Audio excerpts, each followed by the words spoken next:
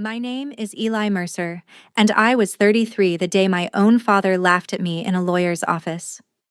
We were there for the reading of my grandfather's will. The lawyer cleared his throat, looked at me, and said I had inherited the house on Sycamore Road and $10. The room exploded. My dad leaned back, grinning, and said it loud enough for everyone. "You wasted your time on a broke old man. Now you get a pile of junk." I didn't argue. I smiled, picked up the worn bill they slid across the table, and walked out. What none of them understood was that the bill had a number on it. My grandfather had spent my whole childhood teaching me how to read numbers like that.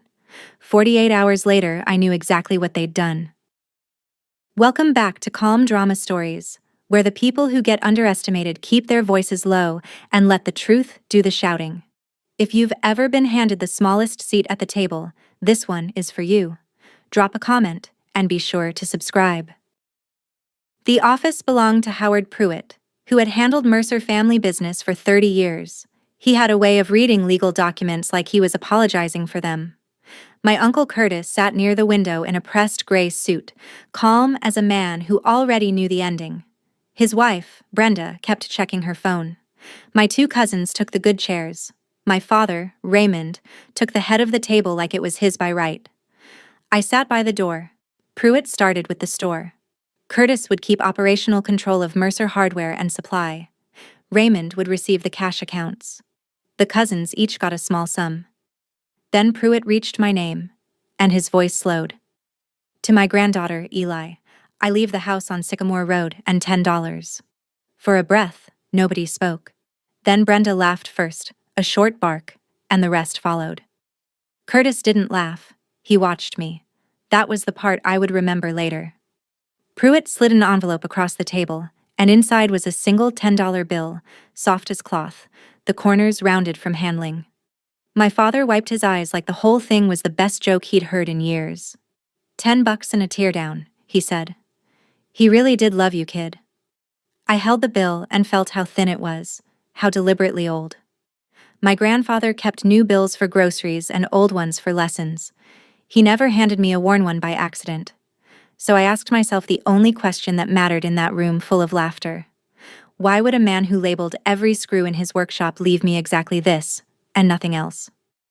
I put the envelope in my coat, said thank you to Pruitt, and stood up. Nobody noticed I wasn't upset. People in town knew me as the quiet one at the library. I ran the branch on 3rd Street, reshelved returns, helped retirees with their tax forms, and ate lunch at my desk. I liked order. I liked a system that told the truth when you followed it all the way down. For the last 5 years of Walter's life, I was also the one who showed up. I drove him to his cardiologist on the 2nd Tuesday of every month. I filled his pillbox on Sundays. I sat with him while the rest of the family was always, somehow, busy. I never minded. That was my weakness, if you want to call it that. I carried things nobody asked me to carry, because putting them down felt like quitting. My grandfather understood that about me better than anyone. When I was 8, he used to hide a quarter somewhere in the house and leave me a string of numbers on a notepad.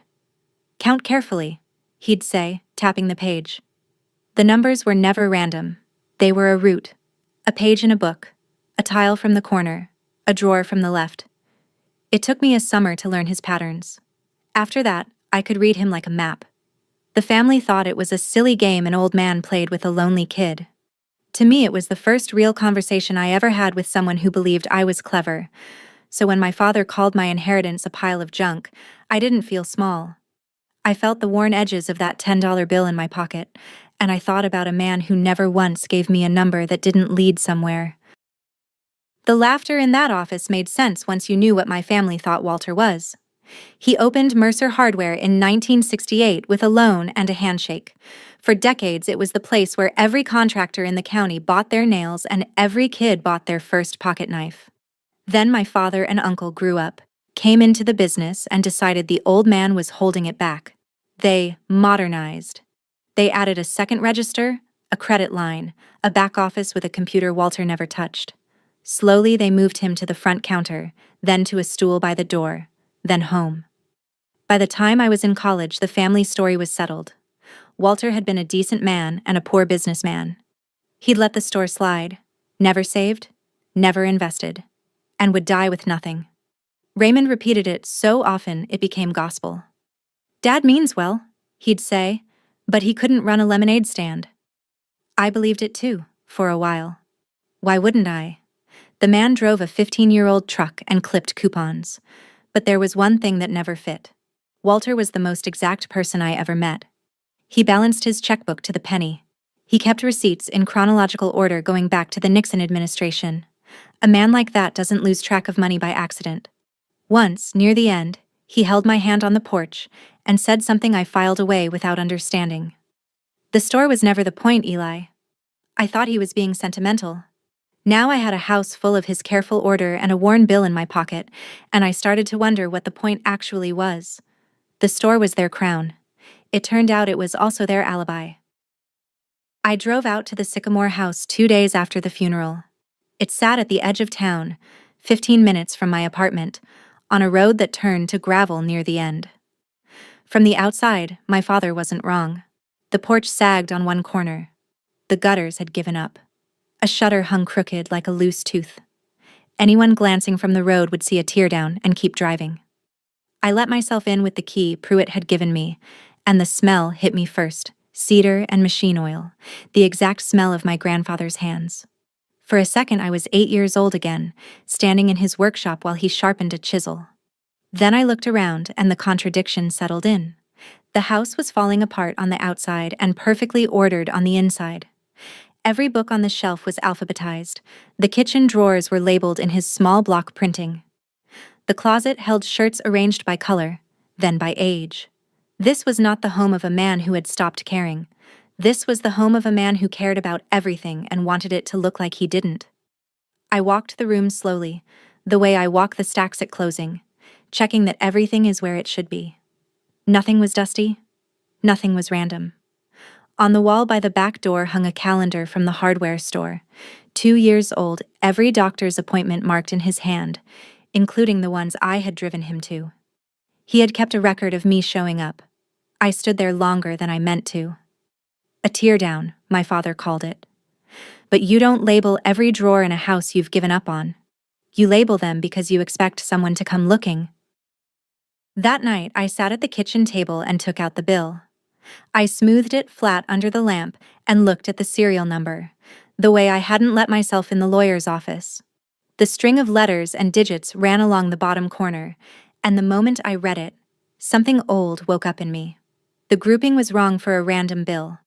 Walter's number games always started the same way: a pair of letters that meant a category, then digits that meant a location. I read it again. The first letters matched a code we used for the workshop. The digits split cleanly into 2 short runs, the way a drawer number and a row number would. My hands went cold, not from fear, but from recognition. He hadn't left me $10. He'd left me an instruction. I found a pencil and copied the number onto the back of a library receipt, then broke it into pieces the way he taught me. Letters first, then the long run, then the short one. It pointed toward the workshop, and inside the workshop, toward something counted from a corner. I didn't go out there that night. I sat with it instead, turning the bill over in my fingers, hearing his voice as clearly as if he were across the table. Count carefully. For most of my life, I'd thought that was just how he said be patient. Now I understood it was a literal set of directions, waiting 25 years for the only person who'd bothered to learn the language. The room they'd laughed in flashed back to me. My father's grin, Brenda's bark, Curtis watching. They thought the joke was that I got nothing. The joke was that I was the only one he trusted with everything. My father called the next morning before I'd finished my coffee. He skipped hello. "I've been thinking about that house," he said, friendly in the way that always means a trap. "It's a liability. Bad wiring, mold, the whole thing. You hold on to it, you'll be paying taxes on a teardown for years." I said I hadn't decided anything yet. "Well, don't overthink it," he said. "I know a developer. Cash offer, quick close, takes the headache off your hands. You sign, you walk away clean." There it was. The speed. My father had never once moved fast to help me with anything, Now he wanted papers signed before the estate had even cleared probate. I'm not a dramatic person, but I am a careful one, and careful people notice when someone is suddenly in a hurry. So I did what I always do when something doesn't add up. I asked a question. Why's he in such a rush for a place that's falling down? There was a small pause, the kind you can hear.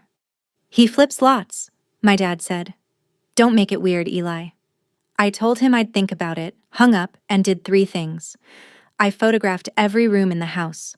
I called Pruitt's office to confirm the probate timeline and learned nothing could close for weeks. And I wrote down the date and time of my father's call in the notebook I keep for everything. I wasn't being paranoid. I was being a librarian.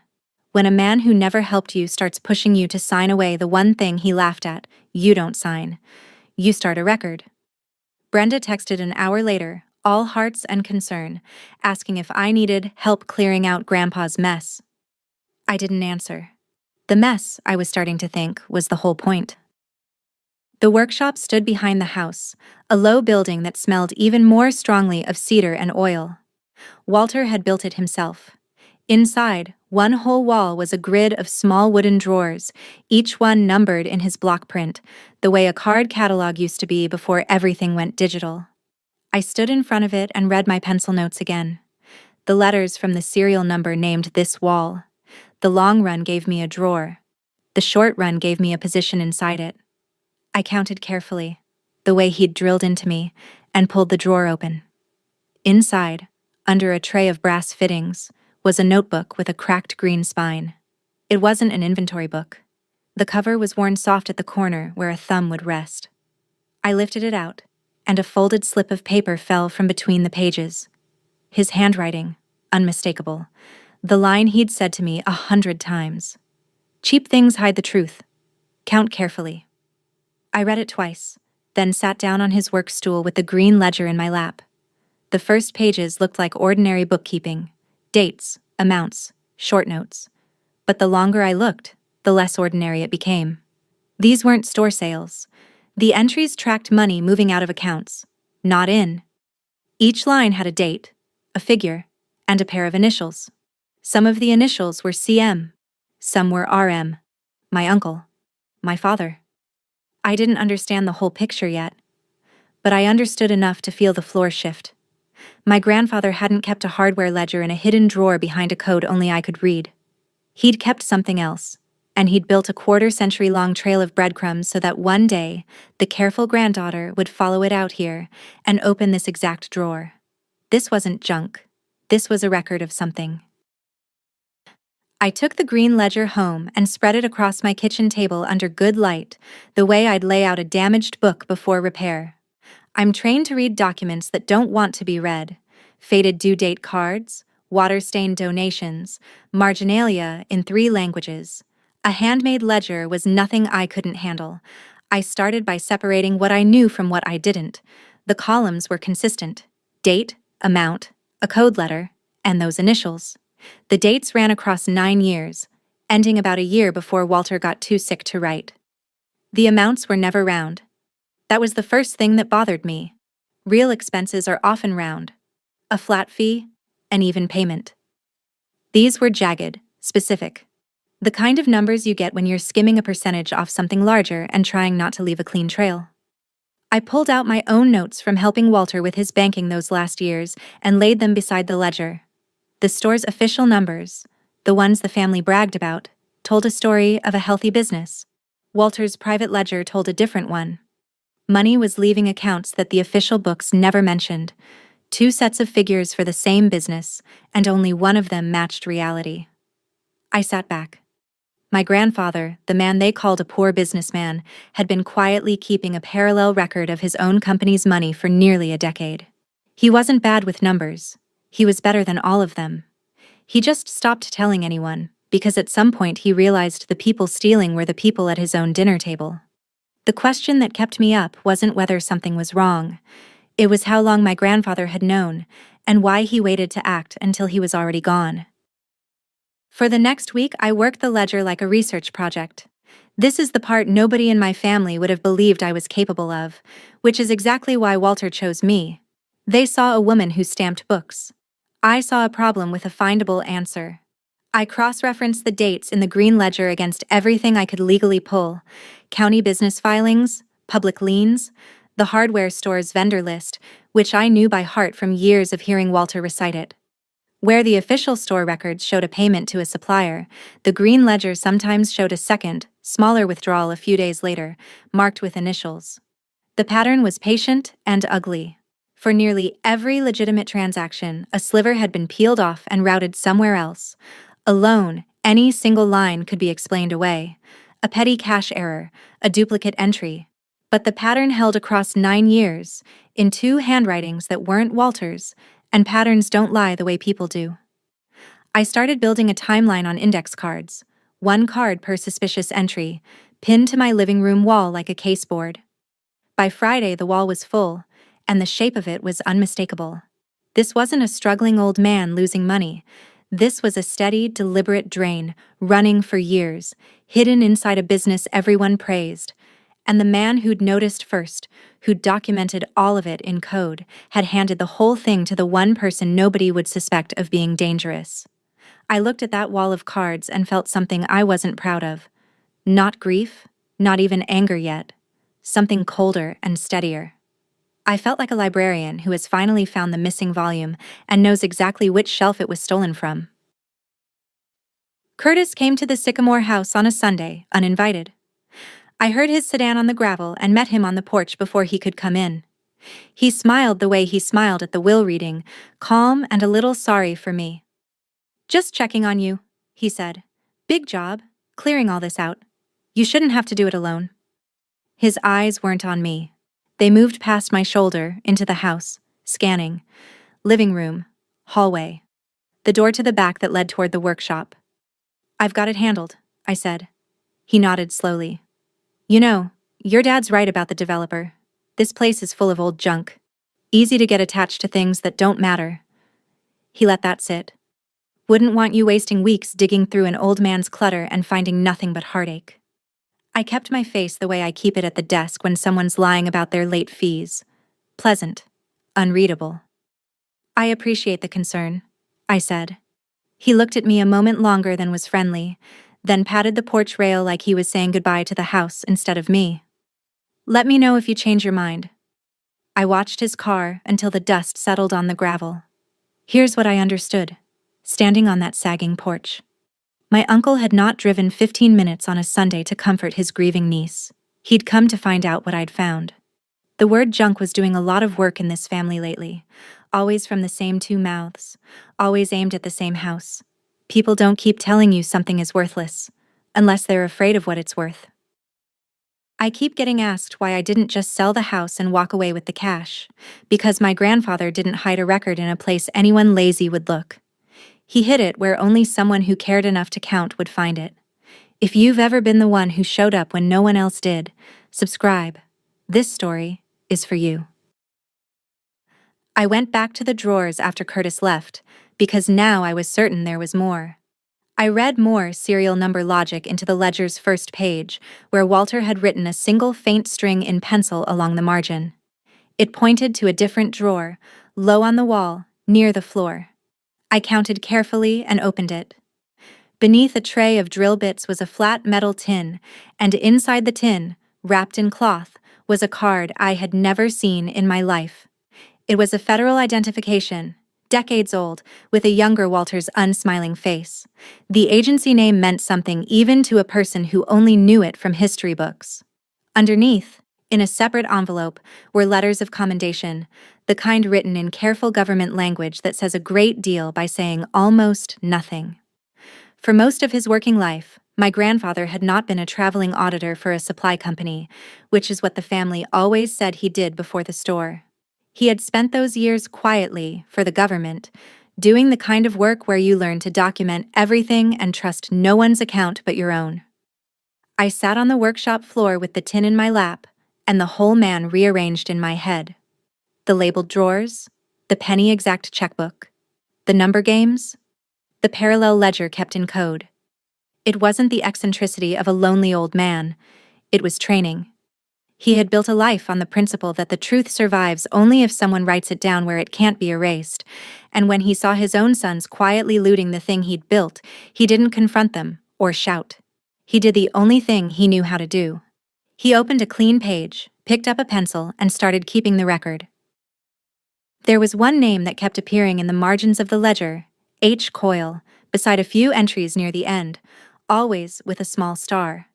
I knew the name. Henry Coyle had managed the old savings bank on Main Street before it changed hands, and he and Walter had been friends since before I was born. He was in his late 70s now, living above what used to be his branch. I brought him coffee and sat in his cluttered living room, and when I mentioned the green ledger, his face changed. He set his cup down carefully. "I wondered if you'd come," he said. "Walter told me one of you might." He was very specific that it would be the one who asked the right question, not the one who needed the money most. I asked what the right question was. Henry smiled, sad and tired. "You just asked it by bringing that book here." He told me slowly that Walter had known for years what his sons were doing, that he'd come to Henry not to stop it in a hurry, but to make sure that when the time came, the evidence would be clean, traceable, and impossible to dismiss as an old man's confusion. He'd even chosen the bill himself, Henry told me, worked through a strap of tens until he found a serial number whose letters and digits lined up with the counting games he'd drilled into me since I was a girl, then left it sealed with the lawyer under written instructions that it reach me by hand, and no one else. "He didn't want revenge," Henry said. He kept saying that word back to me. He said he wanted a record. He said the loud ones always win the argument, but the careful ones win the case. Henry looked at me over his glasses. "He left you something at the bank, Eli. He left it where only the number on that bill could reach it. I'm not allowed to just hand it over. But if you bring me the right number, I'm allowed to take you to it." I felt the worn bill in my pocket like it had gained weight. "Count carefully," I said. Henry nodded. "He told me you'd say that." Before the bank, there was one more drawer. Henry's words sent me back to the workshop with new eyes, and I found it where Walter would have wanted the most patient person to look last, behind the green ledger's drawer, in a false back I'd missed because I'd stopped counting one position too soon. Inside was a sealed envelope with my name on it in his block print, and beneath it, a thin stack of bank statements held together with a paperclip gone orange with age. I opened the statements first, because I needed my hands to do something while my chest caught up. They were Walter's personal accounts, the ones I'd helped him read in his last years when his eyes failed. And there, in black and white, were withdrawals I had never authorized and he had never made, transfers out, signed with a signature that was almost his but not quite, dated in the months when he could barely hold a pen. My uncle and my father hadn't only skimmed the business. Near the end, when Walter was weakest, they had reached into his own accounts and taken from the man directly, forging the hand of someone too sick to stop them. I had to put the papers down and breathe. Then I opened the letter. It was short. The way he was short. Every word load-bearing. He wrote that he was sorry to leave me a fight instead of a gift. He wrote that he'd watched me show up every Sunday and knew I was the only one in the family who understood that love is mostly just paying attention. He wrote that the $10 bill was the key to a drawer at Henry's old bank, that the number told me which one, and that everything I needed to finish what he'd started was waiting inside. And at the bottom, underlined once, he wrote the thing I would carry into every room after that. "Cheap things hide the truth. Count carefully. You always could."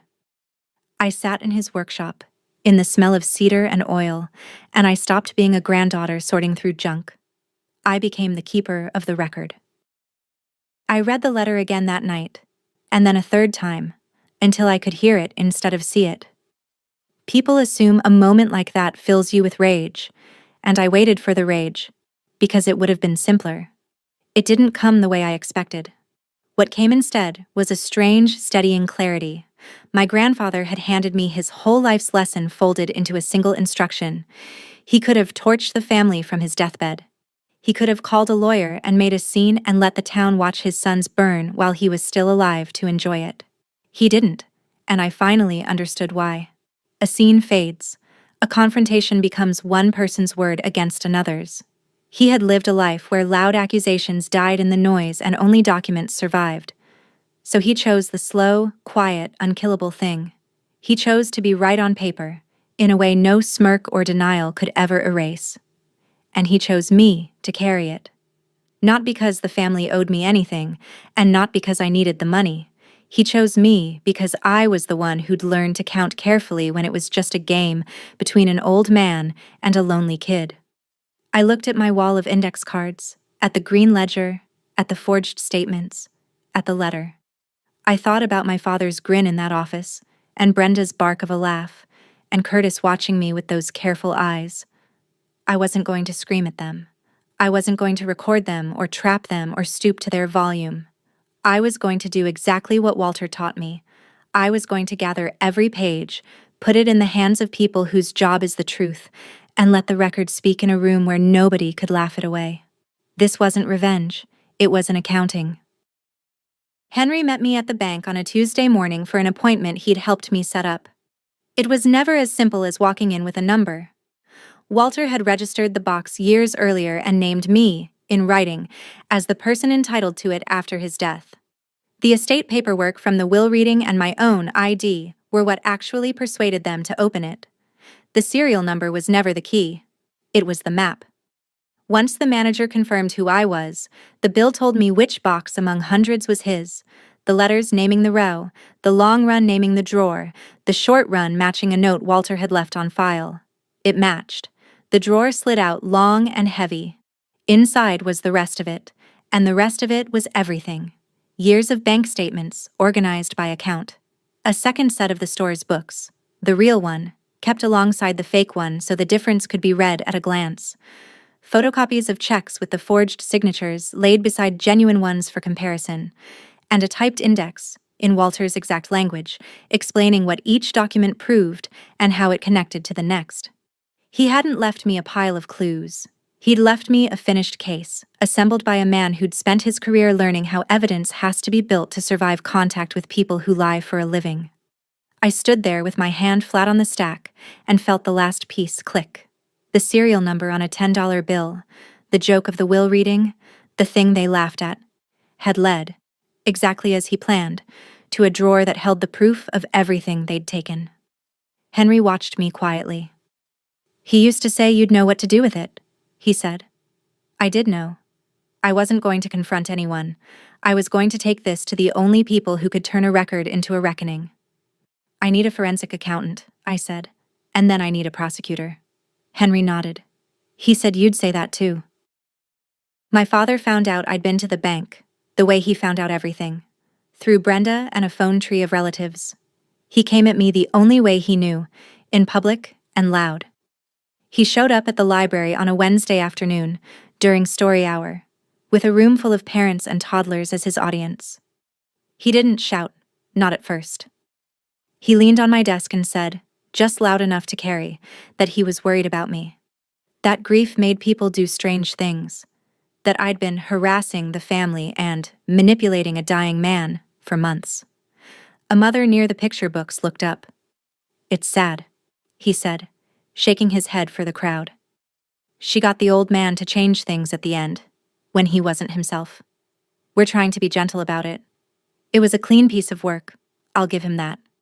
In one move, he made himself the patient one and me, the schemer.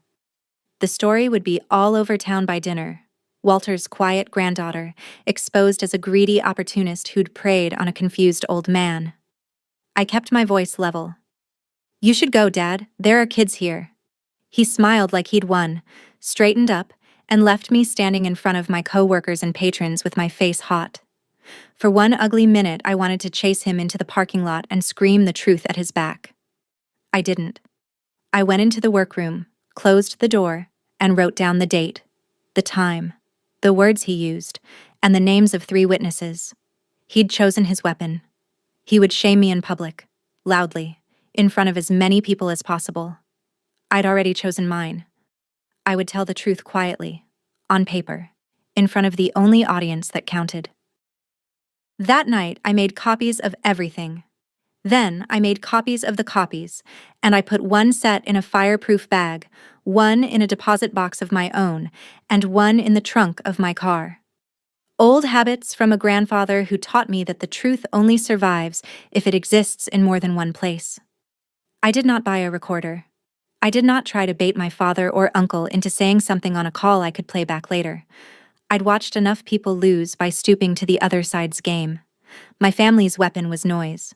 Public shame, fast talk, the confident lie repeated until it sounded like history. If I answered noise with noise, it would come down to whose voice carried further, and theirs always had. So I refused the fight they wanted and chose the one they couldn't win. I would not be louder. I would be documented. The next morning, I called the office of a forensic accountant 2 towns over, someone I'd found through the County Bar Association's referral list. I wanted a professional with no ties to anyone named Mercer. Her name was Paula Reyes, and she'd spent 15 years reconstructing financial crimes for exactly these situations. I told her I had 9 years of parallel ledgers, forged signatures, and bank statements, assembled by the victim before his death. There was a pause on the line, the good kind, the kind a professional makes when an ordinary-sounding call turns serious. "Bring all of it," she said. "Originals and copies. Don't reorganize anything. I want to see it the way he left it." I hung up and felt the shape of the path ahead. It was slow. It was unglamorous. It was exactly what Walter would have done. Paula Reyes spread Walter's record across a conference table and went silent for a long time. I watched her read the way I read, finger tracking down a column, eyes flicking between 2 pages, a small notebook filling with her own marks. After an hour, she looked up. "Your grandfather," she said slowly, "did about 80% of my job for me before he died." She walked me through what the documents showed. The store's official books reported steady, healthy revenue, but the bank statements told a quieter story. Money leaving through vendor payments that were inflated, then partially routed back out to accounts that didn't belong to the business. Over 9 years, the skimmed amounts added up to a figure that made my stomach drop, well into 6 figures. Then there were the personal withdrawals from Walter's own accounts in his final 2 years, signed with a hand that didn't match his earlier signatures. "This last part is different," Paula said, tapping the forged checks. "Taking from a business you help run is one thing. Taking directly from an elderly man's personal accounts using a forged signature while he's incapacitated, that's its own category." She was careful with her language, the way honest experts are. She didn't say anyone would go to prison. She said the documentation was strong, that it quantified the loss clearly, and that under Ohio law this pattern could support both civil recovery by the estate and a referral for criminal review. "Could," she repeated, looking at me to make sure I heard it. "I'm an accountant, not a prosecutor, but I've testified in a lot of these, and I can tell you, most cases don't arrive on my desk this organized. He didn't leave you a mess, Ms. Mercer. He left you a brief." I asked what came next. She capped her pen. "Now we make it official." The lawyer Paula referred me to was an estate attorney named Grace Whitfield, and the first thing she did was slow me down. I came in ready to bury my family, and she made me sit with the rules. "Not everything Walter documented could be acted on," she explained. "Some of the oldest skimming from the early years of the ledger might fall outside the window the law allowed for charges. There are time limits on these things, and a clever defense lawyer would push hard on the older entries.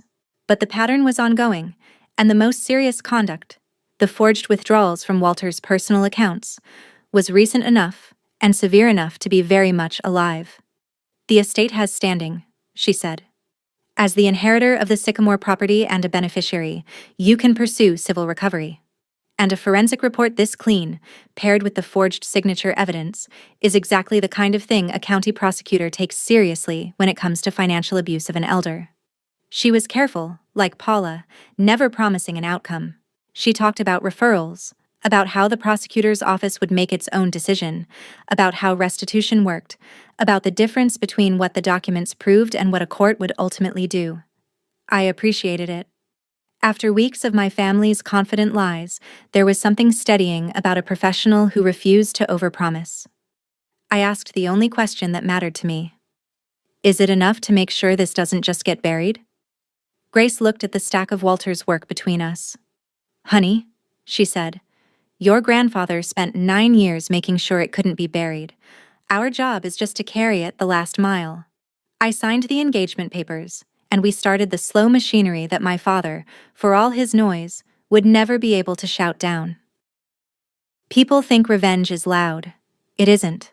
It's a forensic accountant, a stack of bank statements, and a calendar of court dates. If you want to see exactly how the room that laughed went silent, stay with me and hit subscribe. The quiet ones are about to win. Brenda found me in the grocery store parking lot a few days later. She must have been waiting. She came out from between the cars too fast to be a coincidence, and the polished version of her was gone. No bright voice, no hearts in a text. Her hands were shaking. "Please," she said. "Eli, please. Whatever you found, please." I stood by my cart and let her talk, because something in her face told me this was the one true thing she'd say to me in years. It came out in pieces. She knew about the money. Not the details, not the worst of it, but enough. Curtis had brought her papers to sign over the years and told her not to read them, and she hadn't, because reading them would have meant knowing. They were drowning, she said. The lifestyle everyone envied was held together with debt and other people's money, and she'd spent so long pretending it was fine that she'd forgotten there was another way to live. "I have kids," she said.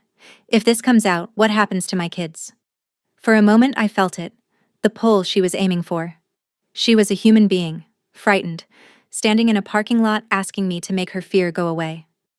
I didn't doubt that her panic was real, but I also thought about Walter's forged signature, made by a hand in that family while he lay in a bed I'd helped change. "I'm sorry you got pulled into this," I told her, and I meant it. I really am. But I'm not going to bury it. He didn't, and he had more reason than anyone. She started to cry. I left my cart, walked her gently back toward her car, and drove home with my hands steady on the wheel. Sympathy is not the same as surrender. My father switched tactics when the shame campaign didn't break me. He came to my apartment, alone this time, and for the first time in my adult life, he tried to sound like a father. He sat at my kitchen table, in the chair across from my wall of index cards, which I hadn't bothered to hide, and he didn't look at them. "Your mother would be heartbroken," he said.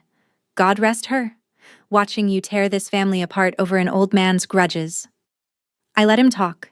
He invoked everything. My dead mother. Sunday dinners we'd stopped having years ago. The idea of family like it was a debt I'd failed to pay. "Walter was bitter at the end," he said. "He poisoned you against us. You think those papers mean something, but all you've got is a sick old man's resentment." Then he reached for the line he'd used in the lawyer's office, the one that started all of this, and he said it softer this time, almost kind. "He left you a pile of junk, sweetheart. Don't let it ruin your whole life." And there it was, the same sentence, turned inside out. In that office it had been an insult thrown to make a room laugh. Now it was a plea, because the pile of junk had become the most dangerous thing in his world. I looked at my father, at the fear underneath the performance, and I felt almost calm. "You keep calling it junk," I said. "But you drove all the way over here to talk me out of it. People don't beg about junk." His jaw tightened. He stood, knocked the chair back into place too hard, and left without another word. I sat alone with my grandfather's record and understood that the begging meant I'd already won the only argument that mattered. A week later, the invitation came, dressed up as a family meeting. My father called, formal and stiff, and said the family wanted to sit down together and resolve the estate like adults. There would be a lawyer present, he said. His lawyer. They wanted me to come to Pruitt's office, the same long table, and work out a fair arrangement for the Sycamore house. I knew exactly what the meeting was. It was the will reading again, staged a second time, with the same audience, except this time they meant to corner me into signing the house away before the slow legal machinery could finish turning. They wanted the property sold and gutted, the workshop emptied, the drawers hauled to a landfill, the record gone, all of it framed as me, finally being reasonable. I said yes. Grace, my attorney, raised an eyebrow when I told her. "You don't have to attend," she said. "We can do all of this through filings." I knew that. But I thought about Walter, who could have done all of this quietly through filings too, and who instead made sure the proof would land in the exact room where the laughing happened. There's a difference between justice and a reckoning. Justice can be done on paper, in an office, between professionals. A reckoning has to be witnessed. The people who laughed needed to be in the room when the laughter stopped. "I'll go," I told Grace. "I want them all there. I want the same table." She studied me for a second, then nodded slowly, the way Henry had, the way Paula had. "All right," she said. "Then we go in prepared. You don't say much. You let the documents do the talking." I almost smiled. "That," I said, "is the only thing my grandfather ever taught me." The night before the meeting, I laid everything out on my table one last time and built it into a single ordered packet, the way Walter built his case in that bank drawer. The forensic report on top, Paula's findings in plain language. Then the parallel ledgers, the official lie beside Walter's truth. Then the forged checks, paired with his real signature for any eye to compare. Then the letter. Last, in its own sleeve. Because some things you save for the end. I confirmed by email that the prosecutor's office had received Grace's referral packet and logged it. Not a promise of charges, but a fact on the record that could not be uncalled. Henry phoned to say he'd be there in the morning, in a suit, ready to confirm everything he knew about how Walter had assembled the evidence and why. I sat with the worn $10 bill, the cedar and oil smell of the workshop still living in my coat. The green ledger's cracked spine under my hand. 3 small things they'd thought were worthless. A tear-down house, a pocket full of change, a grandfather they'd written off as a broke old man. I wasn't angry anymore. Anger is loud and it burns out. And I'd need to be steady, not hot, for what was coming. I was something better than angry. I was ready. I thought about all the Sundays I'd shown up, all the pillboxes and the cardiology appointments and the porch conversations, and I understood now that I hadn't been wasting my time on a broke old man at all. I'd been earning the only inheritance that ever mattered, his trust and his lesson. The careful ones win the case. In the morning, I would walk back into the room that laughed at me, and I would not raise my voice once. It was the same room, the same long table, the same window Curtis liked to sit beside, the same chair my father took at the head like a throne. Brenda was there, pale, not looking at me. The cousins came too, curious, sensing theater. My father's lawyer was a brisk man with a thin folder, and Pruitt sat off to one side, uneasy, like a man who'd realized too late which side of a thing he was on. I came in with Grace and Henry, and I took the same seat I'd taken at the will reading, by the door. My father smiled when he saw it, mistaking it for smallness. He let his lawyer open. The man slid a single sheet across the table toward me, a quitclaim deed already drawn up. The Sycamore property signed over to a holding company, a modest check clipped to the corner. "We think this is more than fair," my father said warmly, performing for the cousins. "Eli's not a property person. We take the headache, she gets a clean start. Everybody wins." He spread his hands. "Let's just put Grandpa's mess behind us and be a family again." The room waited for me to crumble or to argue. I did neither. I didn't reach for the deed. I reached into my bag and took out the packet, and I set it on the table without hurry, squaring its edges the way I square a returned book before it goes back on the shelf. My father's smile stayed, but his eyes dropped to the stack, and I watched the first flicker of doubt cross his face. Curtis went very still by the window. Grace folded her hands.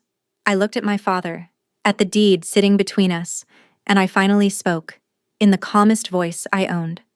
"Before I sign anything," I said, "I think everyone should see what's actually in the junk." I opened the packet and laid it out, one document at a time, narrating each in the same level tone I use to explain the fax machine to confused patrons. "This is the store's official ledger," I said, sliding the first page to the center. "And this is the one my grandfather kept at the same time, in his own hand, for 9 years." I set them side by side. They don't match. Money left the business through inflated vendor payments, and a share of it came back out to accounts that weren't the store's. The initials in the margin are CM and RM. I didn't look up at my uncle or my father when I said their initials. I let the paper do it. Then I laid down the forensic report. A licensed forensic accountant reviewed all of it. She quantified the loss. It's substantial, and it's documented. Brenda made a small sound. My father started to speak, and I kept going, gently, the way you keep reading over an interruption. "And these," I said, placing the forged checks beside Walter's genuine signature, "are withdrawals from my grandfather's personal accounts in the last 2 years of his life, signed with his name by someone whose hand was not his. He could barely hold a pen by then. I changed his bedsheets. I know exactly how sick he was when these were signed." The room had gone completely silent, the kind of silence that has weight. My father's lawyer was reading the forensic report upside down and going gray. Curtis had not moved, but the color was leaving his face in real time. I placed the last item on the table, the letter, still in its sleeve, and rested 2 fingers on it. I looked at my father, who had laughed in this room and called my inheritance a pile of junk, and I said the only thing I'd planned to say. It wasn't junk. My voice didn't rise. It was the receipt for everything you took. Nobody laughed this time. Nobody made a sound at all. Then my father exploded, exactly the way I knew he would. He shoved back from the table and the chair toppled. "This is garbage," he shouted. "A senile old man's garbage, and she's been forging this whole story." He was pointing at me, his face red, his voice cracking against the walls. His own lawyer put a hand on his arm and said his name low and sharp, the way you say a name to stop someone from convicting himself in front of witnesses. Curtis, who never raised his voice, finally spoke, and his calm was worse than the shouting. "Where did you get the bank records?" he said quietly, not denying, asking. The careful question of a man calculating how much was already lost. Grace answered for me, smooth and unbothered. "They were lawfully inherited, and a referral is already with the county prosecutor's office. It's logged. I'd suggest everyone speak to their own attorneys before saying anything further." That word, prosecutor, landed in the room like a dropped weight. The cousins were staring at their fathers now, the theater they'd come for turning into something they hadn't wanted to see. Brenda was crying without sound. And my father, my loud, confident father, who had stood in my library and called me a manipulator in front of toddlers, sat back down slowly, like his legs had stopped trusting him. The red drained out of his face and left something I had never once seen there. Fear. Plain, animal fear. The look of a man who has just understood that the thing he laughed at has been quietly assembling itself into his undoing for 9 years, and that the careful daughter he dismissed was the one holding it. He didn't shout again. He couldn't. He just stared at the worn $10 bill, which I'd set on top of the letter, and he started to come apart in front of everyone he'd performed for. The room that exploded with laughter sat in total silence. I gathered my documents back into their order, slid the original packet to Grace, and left the quitclaim deed lying untouched on the table where my father had pushed it.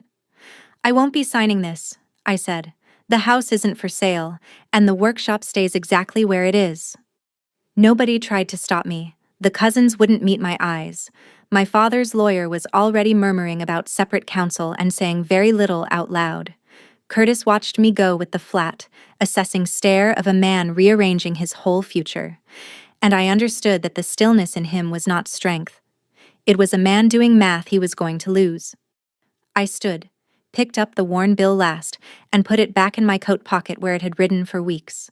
Then I walked to the door of the same room I'd walked out of the day the will was read. The first time, I'd left to the sound of laughter, smiling so they wouldn't see anything at all. This time, I left to silence, and the smile, when it came, was for myself. At the will reading, they thought they were watching me lose. They were actually watching my grandfather win, slowly, from a chair none of them could see, through the one grandchild who'd learned to count carefully.